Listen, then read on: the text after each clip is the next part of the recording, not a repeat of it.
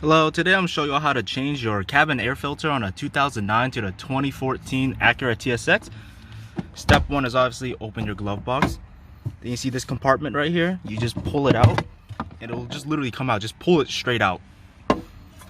Then you see this. There's this little door. That's where the cabin air filter sits behind. You pop this side off. Then you pull it out a little bit.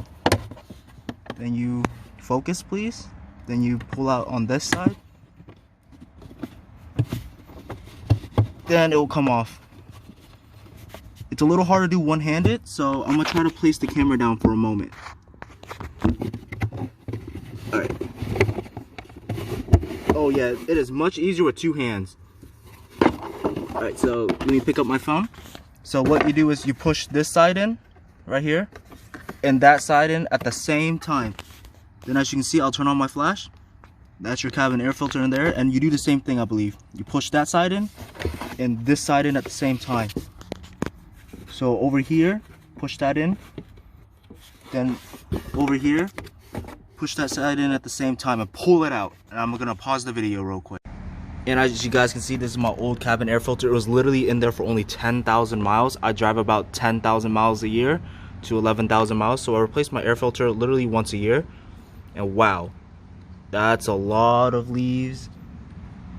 And this could contribute to why your airflow in your car is not too good. I mean, that gets most of it out, but I already bought a new one and I don't feel like returning it. And this one's a Wix one. This one's a regular Wix, just a regular paper one. This one's a Wix one that has like carbon filtering in here. No, activating carbon or something along those lines. And this helps remove odors. And when you drive around certain areas of rural North Texas, oh my god, the sewage system, you smell it. So I'm hoping this would reduce it. And this is the part number. So you buy the one without the XP, that's gonna be the regular paper filter. You buy the one with the XP, that's like the heavier duty one. So this filter is better, but it won't flow as well. I believe this one is about 10 bucks on Amazon, and this one's about 23 on Amazon. Then you have to take note of the airflow. It says downwards, right? And it goes in like that. You gotta make sure your new filter is also pointed downwards like that. See what I mean? Down and down. Don't install it upside down like that, because I did that initially for a month and I didn't even know. So I'm gonna try to put the new one in now. Alright, give me a moment. I'm gonna pause the video. And make sure to take note of the airflow. That says down. Then the filter over here says down. So you want to line it up like this. Basically what you want to do is you want to line this groove right here into this little opening right here. See that? There's a little space for the first pleat to go into. On each side, there's a space for each pleat to go into. So make sure you put it in like that. I'm going to pause the video for a moment. Alright, so back to the video. It was a pretty tight fit because the pleats are much thicker compared to the old one over here. Alright, let me grab the old one, my bad. So as you can see, the old one, here's the part number. As you can see, it's the same as that, except it doesn't have the XP. And the pleats on this one are much thinner, so it slides into that slot much easier. Like, look at the pleat difference. Like, thinner, this is thicker. And you pull out your cabin air filter and it looks like yellow like this. And it's kind of gray on the back. Most likely you have a charcoal activating, that's the term, charcoal activating air filter.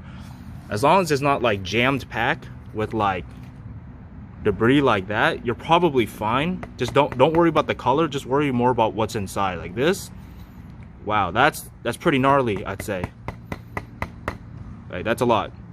This is why I replace mine every year, just for that good airflow, because when you drive in the southern states, especially Texas during the summer, it can reach 90 to 100 degrees in June to August, and the humidity here is horrible. So it feels worse than the Arizona dry heat.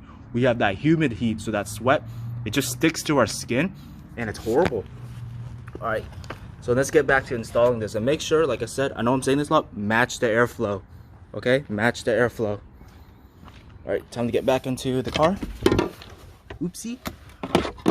Remember, the airflow is downwards, and how do you know? The Honda logo. If it's upside down, that's how you know you're installing this upside down. It goes in like this, airflow is down, it's pointing to your feet, okay? And the Honda logo will be correct.